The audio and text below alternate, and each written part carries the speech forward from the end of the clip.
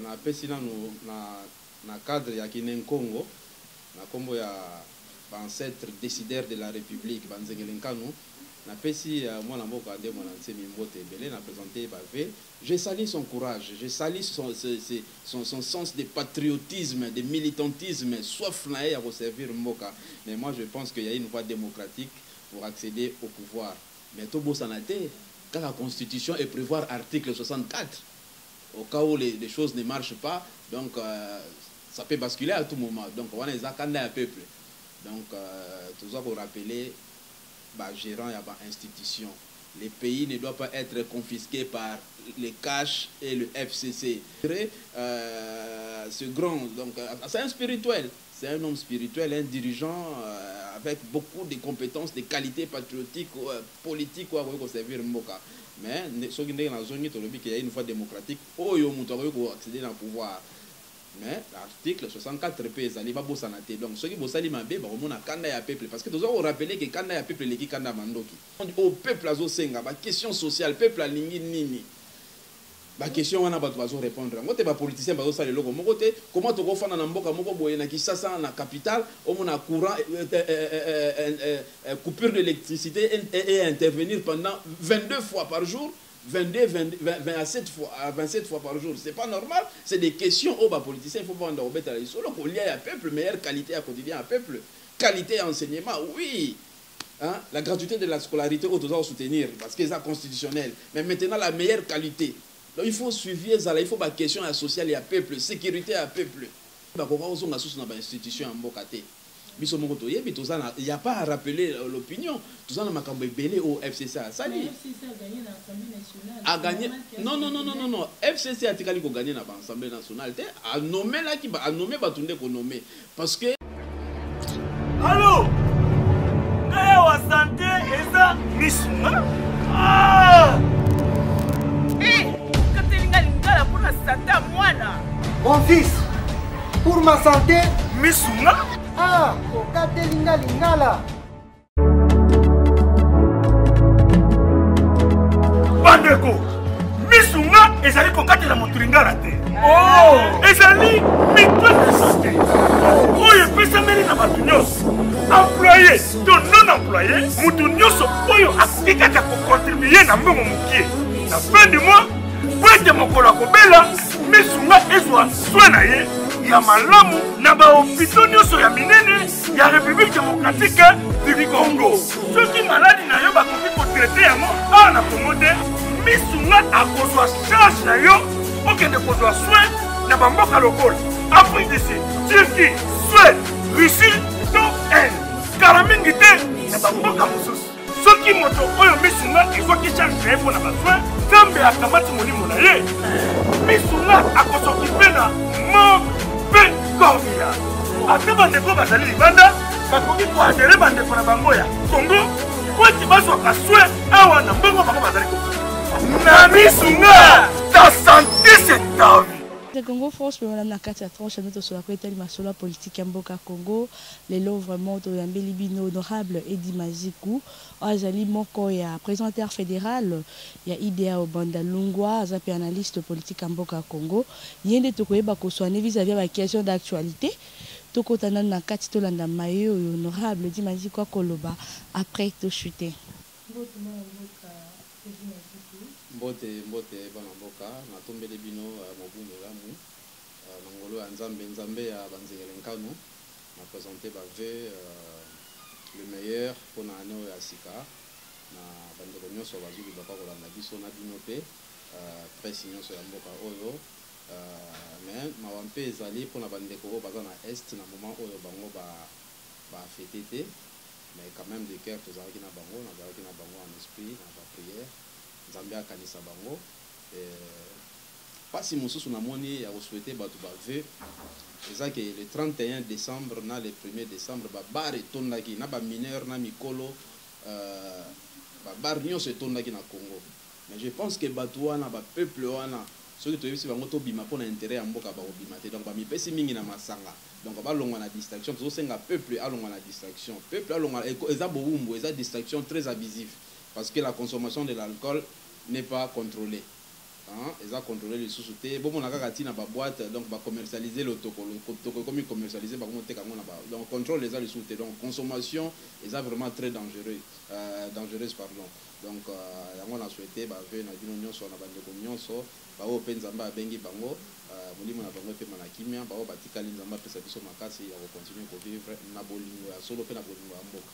Merci minimum à Mokaïdi Nazik, aux alliés bongo analystes politiques, et puis aux alliés président fédéral, il y a IDEA Bandal, nous avons vraiment pour à Masolo Matalini de l'actualité politique de la République démocratique du Congo, la journée à Lilo.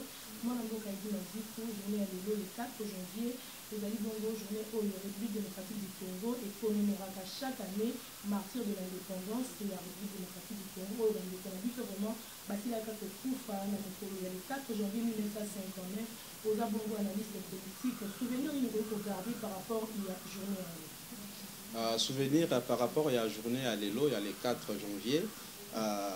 Vraiment, la journée à l'élo, il faisait la journée très révoltante dans la classe politique parce que très révoltante dans la classe politique parce que tout le monde a autorité mon côté classe, politicien mon côté va organiser activité en souvenir de ces martyrs. Donc mboka ko tambola boité parce que mboka il faisait une histoire ba martyr na biso ba tongela bango panthéon.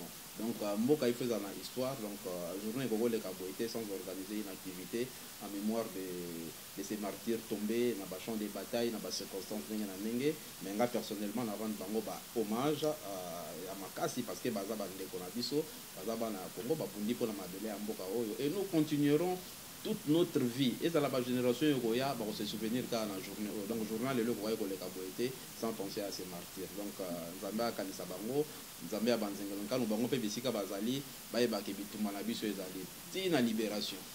Vous allez vraiment montrer le notable à Congo central, le journée et l'autre qui ensemble, moi quoi, le notable pays à Congo central, la Congo monantine, voilà, il faut ça la bonne déclaration devant l'État national et international, à le bon il y a comme président de la République fédérale. La évité ce qu'on pour réagir par rapport à la déclaration de la à Otipolo. Na pesi na cadre ya Kinenkongo, na kombo ya ancêtre décideur de la République banzengelenkanu na pesi moi na mboka ande mwana nsemi mbote belé na présenté bavé j'ai sali son courage, j'ai sali son sens de patriotisme, de militantisme, soif na à servir mboka. Mais moi je pense qu'il y a une voie démocratique pour accéder au pouvoir. Mais tout beau sanate car la constitution est prévoir article 64 au cas où les choses ne marchent pas donc ça peut basculer à tout moment. Donc on est zakanda un peuple. Donc, tout ça pour rappeler, gérant et institution. Les pays ne doivent pas être confisqués par les cash et le FCC.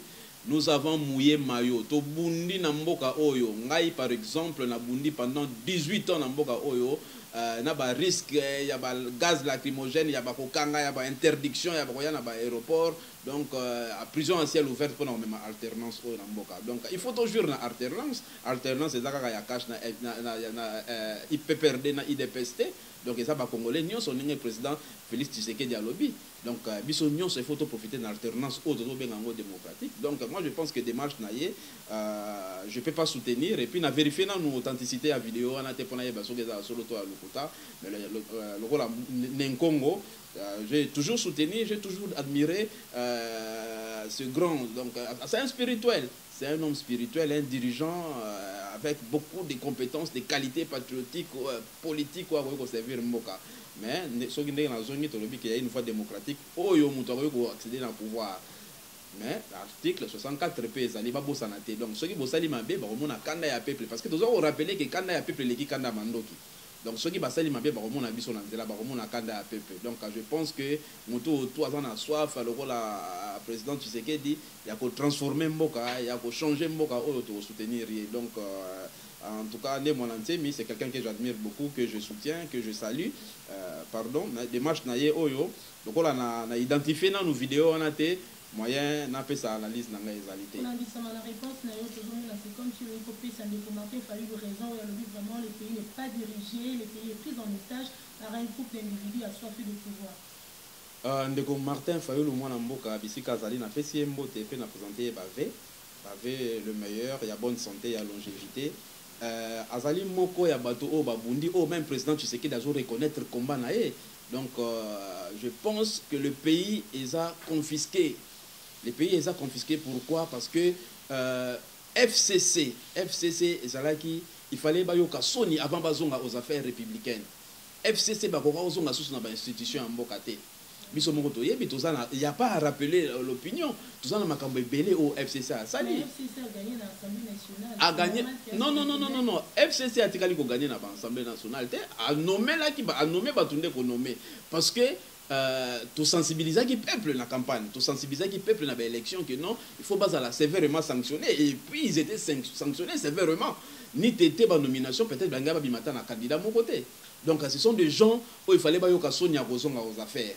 Donc quand on dit le pays est confisqué par un système, moi je pense que je soutiens cette analyse de mon amour Martin Fayulu parce que tout le monde dit la loi Moussous est bloquée. Hein? Donc quand la classe moko ya batunde bazo jouir na alternance alors que le pays n'appartient pas à la FCC et puis à FCC et cache mboka za ba congolais nyonso. Donc FCC a sali 18 ans à Rennes, il n'a jamais été auditionné par rapport à gestion et à pouvoir naie. Makambo belé amabe salami bakufi na yumbi ba FCC makambo belé ba fausse commune makambo belé amabe salami to ke nekutu musika te bande ko na biso même ya IDPS ko ba tumaki na permanence. Moi na Jean-Marc Kabundo le loi comme kumisa bande ko ya FCC hein. Donc baza batu o to ko associer na bango te ba batu o to ko diriger sous mboka na bango te ba sali mabe belé ba ils n'ont jamais été auditionnés ni inquiétés ni interpellés. Mais ce que ça ba ka ya pamba ya miko zo le canacité o même ils ont même Moutoise à la invité soit dans parquet ou bien dans le commissariat à l'ende parce qu'il y a des cas où même ils la même traité dans le quartier par le chef du quartier. Mais makambo ya pamba au moins la justice a fongoli miso mon l'état fongoli miso bandu kabaka ngaba. Mais makambo ya mabe o esami pendant 18 ans là ils ont ça la maba détournement de fonds makambo belé hein abus de pouvoir tout ça là makambo wana nyonso bazo kipe en côté. Moi je pense que le pays est confisqué mais toko kende kaka na analyse te le pays est confisqué parce que toko changer te toko transformer mboka te lokola mwana mboka Félix Tshisekedi a la volonté ya ko transformer mboka a la volonté ya ko changer mboka parce que to pesa ko changer mboka eza 10 mois te eza inane ta na mandat à 5 ans. Moi je pense que biso nyonso ezala Martin Fayulu ezala mwana mboka Jean-Pierre Bemba Ngombo ezala kolo 3e penalty mwana mboka Moïse Katumbi Chapo na pesi mbote bisika zali ezala mwana mboka Gabriel Mokia biso nyonso komba na biso ezala ki cible na biso ezala ki Kabila mwana mboka ezima piste de solution yo ko piste le komboka nso ko wesi na comment ko piste de solution o banzengelenka no basengi banzengelenka no balobi Kintwadi la kisi bolingo ya peuple congolais tous à la peuple moko tous à la force moko to lingana loko la cible na biso ezalai occupation yango na to bengani yango te alors to sanga na biso nyonso tous à la force moko to bengana o biso to bundisa ki pendant 17 ans hein et le même mobali mwana mboka à Jean-Pierre Bemba Ngombo abundisa ki Kabila biso tout to yebi cible na biso ezalaki Kabila biso tout ezala mwana mboka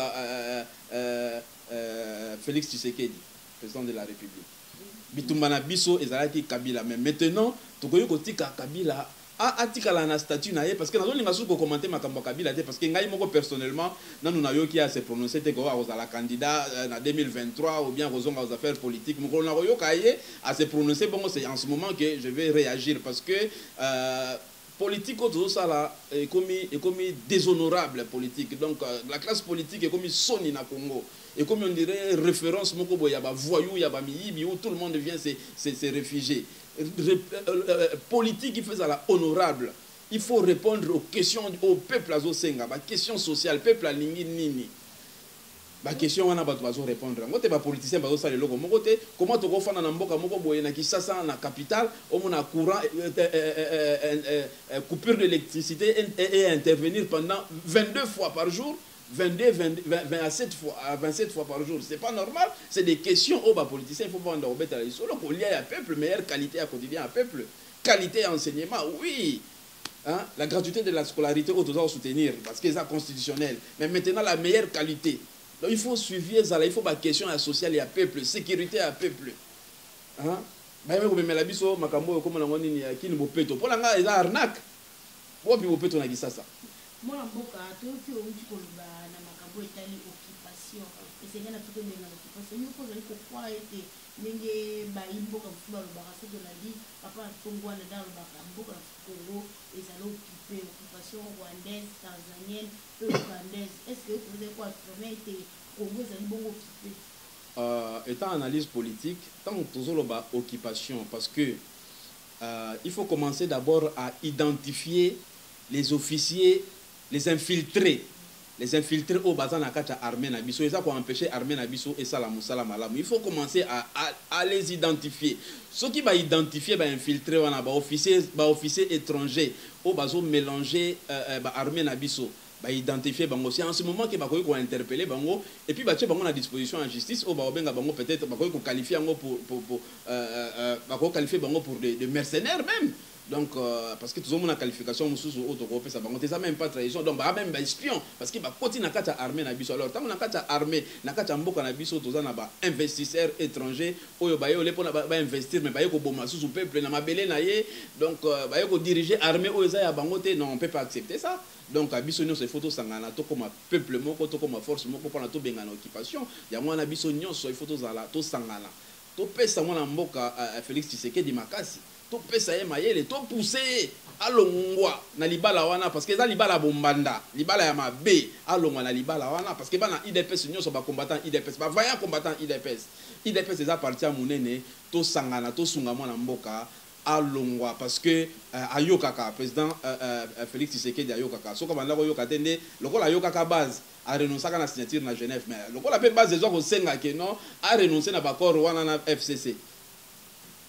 Mwana mboka vie situation sécuritaire ya est ya mboka na Congo ozali bongo coordinateur actuel ya Lamuka ya sena kipenga esengeli na biso ba congolais RDC to sala penza guerre na Rwanda ko bango nde bazali mboka oyo bazotia insécurité na la SRC oko bali na propos ya coordinateur mosusu. Ouais, c'est un grand politicien de ces pays.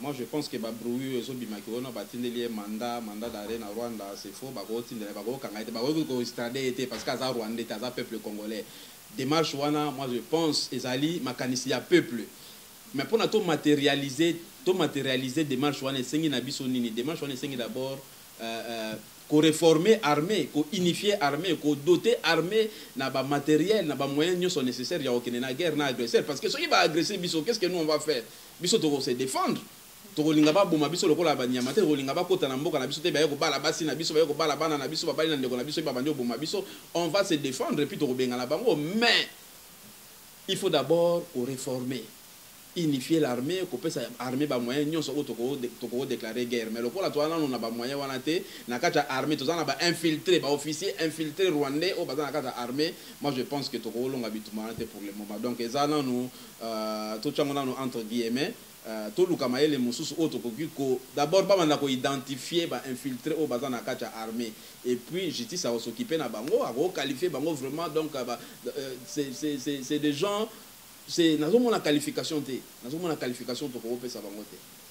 ce sont des mercenaires donc moi on a ce sont des mercenaires au baye ba s'infiltrer dans l'armée na biso ba bali basi na biso ba bali bandeko na biso ba bali bana na biso donc ce sont des espions au justice ko condamner bango fermement tout le monde a ba mboka mususu na ba Chine on a ba kanyi mercenaires moko beto espion moko on a ba condamner tant mususu à peine capitale. Alors pourquoi pas de salama donc armée na biso quoi qui na démarche wana il faut la doter na matériel à malamu matériel à kasi azala pe motivé azala ba salaire à $200 te mutazo kende front atiki famille na ya atiki basi na ya atiki bana atiki bandeko na ye botinde na front akeno bunda pas sauver milimo ba mususu bo payer salaire à $200 $300 non faut mettre des moyens conséquents pour ces gens là ces vaillants combattants ya FARDC ya armée na biso ne bazo bunda bunda na pesi bango mbote bisika bazali. Donc il faut motiver, il faut former armée, unifier armée, d'abord identifier les officiers infiltrés au bazar de la armée.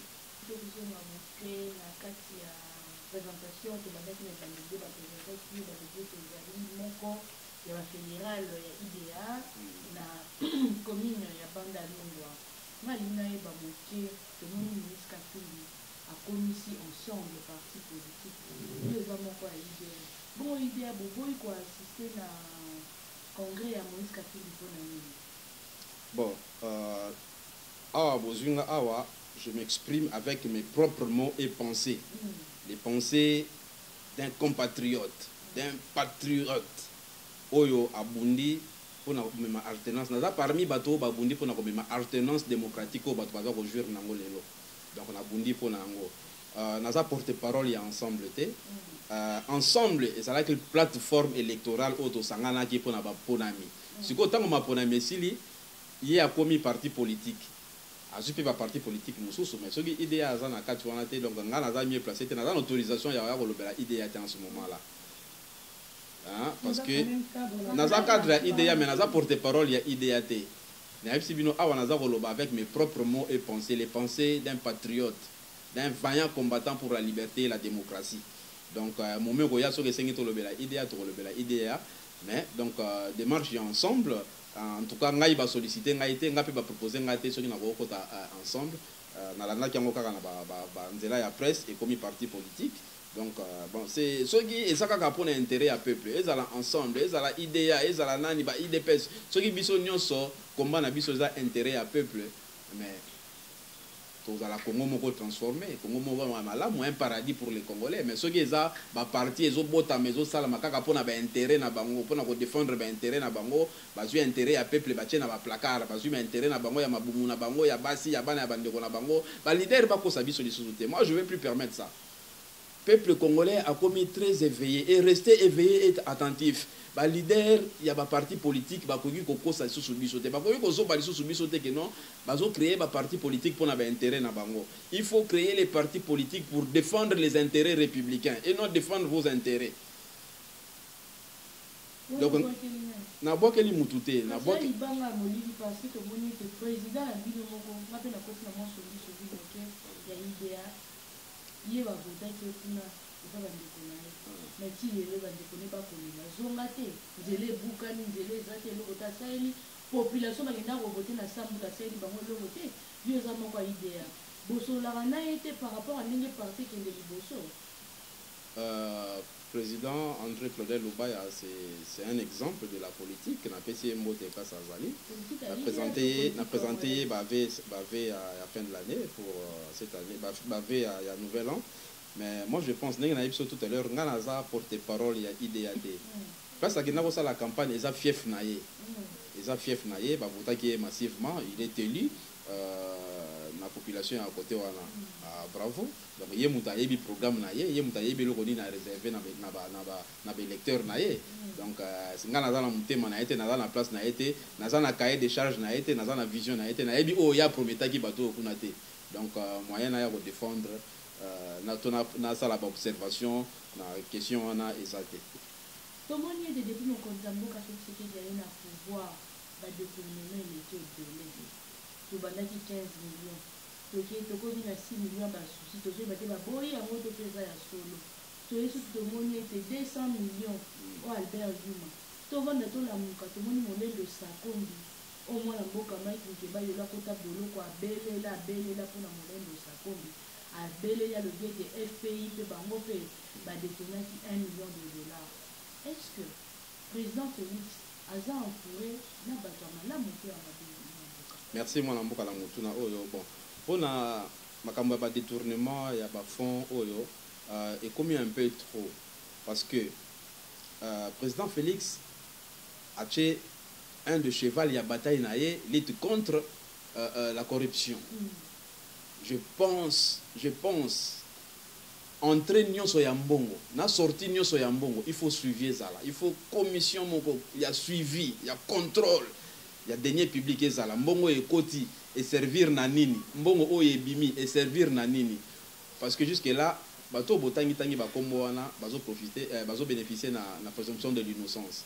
Maintenant quoi il faut les inviter justice ya malamu justice ya solo ya biso ya Congo parce que bato muso ba loba justice ça la raté mais justice ya Congo so yelinga sala musala e sala il faut pas inviter bato wana interpeller auditionner bango ko interpeller kutuna noté parce que bazo bénéficier na présomption de l'innocence auditionner bango yebi bon papa yo batanga ki on a les kambo ya mosolo boye mosolo wana eke wapi esali nini c'est en ce moment de justice a sala musala na e donc moi je pense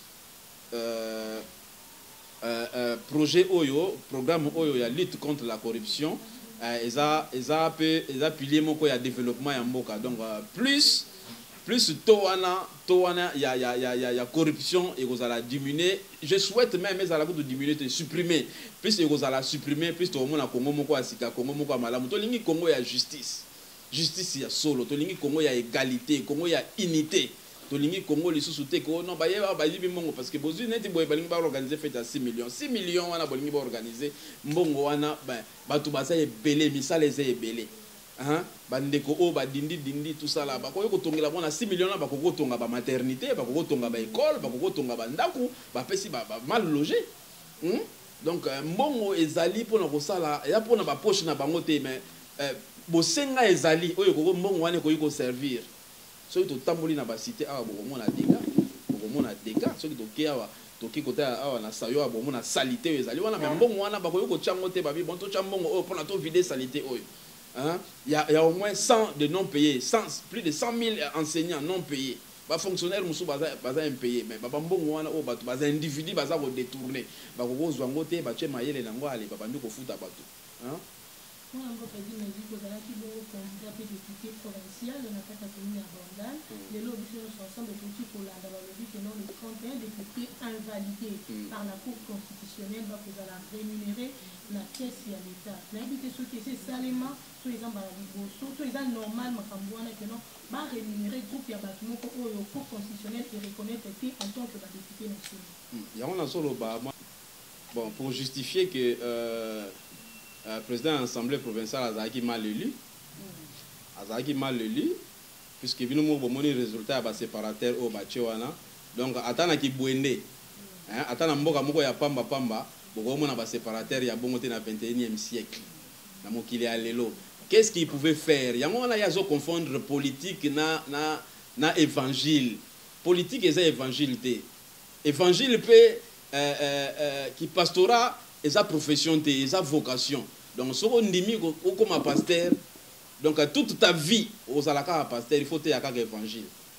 Mais les alaka que dimanche au tei lundi au ensemble, au banyo kane la batu, au banyo che la batu biloka mabe. Ba séparateur wana, ngana koma gina kanda même na longolango. Na koma gina kanda parce que na notable à Bandal. Donc yo ko tchasu salité na mokolo lelo ba ko che la biso séparateur a bon te démarche ni ya ko ka sala. Démarche godem pour ya ko sala, il fallait akene na gouvernement central a proposé bango ke awa ba accéder au sala ma bazo kufa bo che la biso séparateur yo ko za durable. Parce que on est provisoire. Na Congo tout ça on a besoin de provisoire. Tout ça on a besoin de peut-être on a besoin de concret. Les choses concrètes. Ba che la biso séparateur durable. Oh voilà so mutaya tout yango enyefuki. Bomona wapi na Kisasa en pleine capitale Bandalungwa, capitale administrative politique ya RDC. Hein, na 21e siècle ba che la ba tono ba kati ande. Et tu ba che couleur ba komi pe don ya Godempoi. Hein, ya pasteur Godempoi. Kasi fala comme don ya présidence ya assemblée provinciale. Parce qu'il y a ça Eli à Bandalungwa. A roche la biso ba séparateur wana te na ko mobiliser ba na Bandalungwa. To ko longola ba séparateur wana. To ko longola ba séparateur wana to ko senga pasteur Godempoi. Panga na yebi mingi pasteur. To ko benga Godempoi, pasteur Godempoi akende na gouvernement central. Ba a voter budget. Bon, boche la biso ba na Bandalungwa. Ba séparateur ya malamu durable parce que na Congo na Kisasa to ko za na mboka mboka oya ya bomengo ya nkita ndenge na ndenge tozala na ba séparateur bongo pinzela wana facha le kakamiko nyonso facha le kanzela wana batela biso ba séparateur ya batono makati bongo président omoni yango te 2 jours lekyo président omoni ba séparateur wana te ba conseiller chef de l'état omoni ba séparateur wana te tango bozoleka banda les ont mérité ba séparateur wana te ba tono wana tuzo mérité ngote so ikande mati ngamo na ko ba pusu na kolongolango. Parce que je suis chuté, mon amour, quand tu es là, mon corps a déconné à lutte, honorablement qui était là. La carte a fini quand on la macala. Bako Seigneur, la communauté ministre, la justice, à côté du Cameroun, Bako Beta, à Zobé, la prison macala. Message nous retient dans la autorité à Mboka Congo. Message tu retiens pour la autorité à Mboka Congo. Dans le discours, il y a le président Fachi, qui justice pour les pauvres, justice pour les riches. L'égalité. Donc il faut, moi, je Mike Mukebaye, au Azali élu du peuple, le bien élu du peuple. Bokanye, na mesure moko oyo bakokai kokanga te parce que mabe ebele ezoleka na mboka ndenge nalobaki tout à l'heure oyo ezoleka ya mabe bazokanga te oyo moto atomboli mongongo mpona mabe moko ezoleka nde bozwi bokangi alors ntango bokangi ye bobombi ye torture ezalaka susu te convention ya Genève basi bapekisa makambo wana ya batorture ata moto abomi moto ata moto ayibi ata asali ndenge nini batorturaka ye lisusu te donc il faut bapesa ye badroit na ye nyonso lokola bokangi boboya bénéficier ata na traitement parce qu'entre temps il était malade na pesi ye mbote na présenté bave bonne santé mon cher bonne santé bon courage nzambe ya banzengele nkanu nzambe ya mfumuki mbangu azala na yo apesa yo makasi moment oyo eza moment ya révolte eza moment ya motivation l'heure de gloire viendra oyo nzambe akotombola yo place ozali donc tosengi na bakonzi ya mboka bapesa ye badroit na ye nyonso akoki kozala traité de la manière oyo parce que on a des informations yo pesingai mais ça circule aussi sur les réseaux il est maltraité dans la prison donc ba pesayer ba conditions nécessaires oyo détenu nyonso a bénéficier kalango ba pesayer justice moko équitable justice moko juste au président lobby justice pour les pauvres justice pour les riches donc je pense que message nanga yango wana aza élu du peuple aza solvable. Il a une adresse. Bon, peut-être liberté provisoire. Azongi nanda kunaye. Hein? Ceux qui ont besoin de santé, bon, peut-être droit à santé n'eng batu mususu. Gi matolo nani comment nani oyo. Doli makambwa. Ba peut même qui est l'hôpital. Ben siko pour ni bazo pimela yango mona mboka Mike Mukeba alors kazana résidence na ki ça ça solvable à ces jakana bino. Donc je pense que le président tu sais qu'il faut s'impliquer personnellement dans le dossier Oyo. À s'impliquer personnellement dans le dossier Oyo, à un citoyen congolais, a un droit à bénéficier de la liberté provisoire, il est solvable, il a une adresse, c'est un élu du peuple. Batikaya continue Moussala na ya kolobe la peuple parce que peuple a voté qui est pas lobelaye, mais peuple a voté qui était pas zoa makambo mabezo sala makuna ya bomba, peuple a voté qui Mike Mukeba il pas lobelaye. Donc justice sala Moussala na yo, président impliquez-vous personnellement dans le dossier Oyo. Parce que Mike a une famille, a une bana, a une bandeko. Oyo, bazo soutenir rien à Bitumbanaye. Donc, tout ça a besoin de Congo, moko ya sika. Tout ça a besoin de Congo parce que la justice élève une nation. Ceux qui ont la justice à Malamouté, Congo est au Libosoté. Merci beaucoup, honorable. Merci Nabino, na bandeko nyonso ya presse, ya Congo. Je pense que Binopé, Nalandaki Bino, Bosalaki marche moko pour nous droit à la liberté d'expression. Oui. Donc il faut pas libéraliser secteur wana. Donc ezalate kaka que non ceux qui mission moko ezali ba poni batu moko boye bango ne faut pas que nenkamba ba accompagner chef de l'état. Non, il faut pas associer batu nyonso o bazo sala musala ya presse. Pour passer par message parce que l'information circule rapidement. En une seconde, tu as l'information de tout ce qui se passe au pays. Alors que ceux qui est commis coterie, je pense que Mbogo est en train de donc, Kimia est à la mabota nabino, Kimia est à la mabota nyonso, ya bandeko nyonso bisika bazali, bato ba ko soutenir ngai, bato ba ko soutenir fondation. Combat va continuer cette année 2020 est année à récolte. Il y a Moussala Auto Salaki, ils ont année à récolte, ils ont année à succès. Donc avec beaucoup de réalisations auto prévoir dans le cadre de la fondation. Le rôle à Bino Bozali, vous voyez qu'est-ce qu'on a prévu, qu'est-ce qu'on aura à faire dans les jours prochains. Je vous remercie. Balante Kango François Voticolandeza qui honorable Edi Maziku Voticolo Bela Sophie ça question d'actualité alobeli makambo ya Nemo Lansemi alobeli makambo honorable Mike Mukeba alobeli makambo ya ba séparataire ya Godempoi. Merci vraiment Balante Wakolande émission na biso, merci à Christian Chibouyi, merci à Axel Toya les jeunes millionnaires pourquoi pas à moment bibiche noka émission noka Bambote Belé page Tatimer double monté ma prince Jiclo Winner couple Kanyaka Bambote Belé pas impression que Londombashi le bol sur Kassayan depuis Londres et puis Bambote Belé papi Batia des bonhommes d'Isanga papi Maïbelang Empire basket Bambote Belé et pas la bino bao bolingara biso na kata Congo France na bao partage à émission na biso. Merci à Olivier, merci à Christian Touré Kenzo, pourquoi pas mon patron Didi Pumba et merci à Ya Roger Louma mon président fait Tshisekedi na kata France un tonton doux des caractères David Olito ngano totem balasima ciao.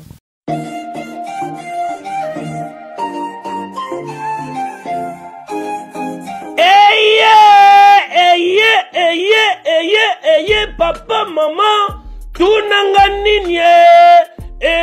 kitoko tozalaki kozela yango yo pona ba séjour na bino eleka malamu na Kinshasa Kin Label, agence de location de voitures de luxe awa na Kinshasa.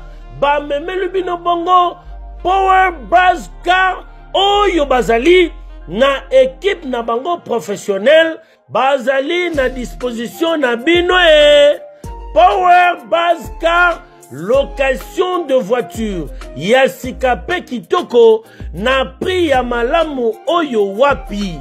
Okoki ko contacter bandeko ya Power Buzz Car na ba numéro oyo plus 243 85 151 5000.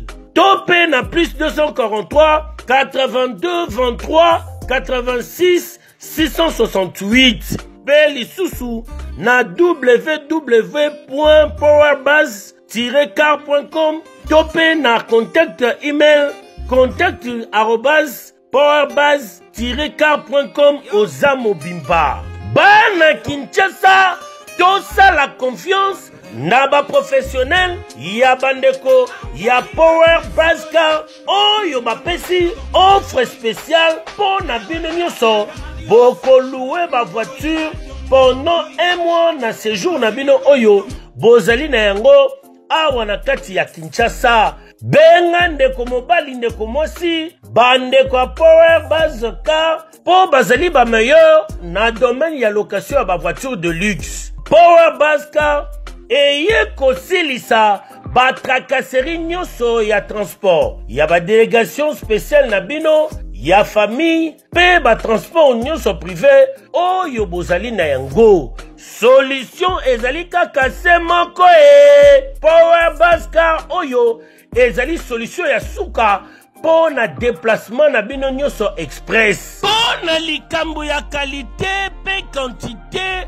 na ete mituka nulle part ailleurs au Kokuta yango kaka na Kinshasa en particulier pe République démocratique Mobimba kaka epa ya bandeko ya Power Buzz Car avec impact.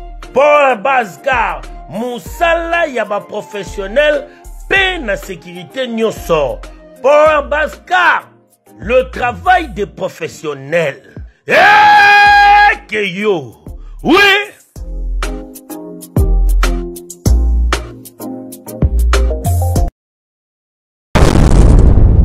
Congo France. Bisona bango, bango na biso, bisona bango. Ekara molai. France.com, site ya Tolo Masolo danger, Masolo kitoko. CongoFrance.com.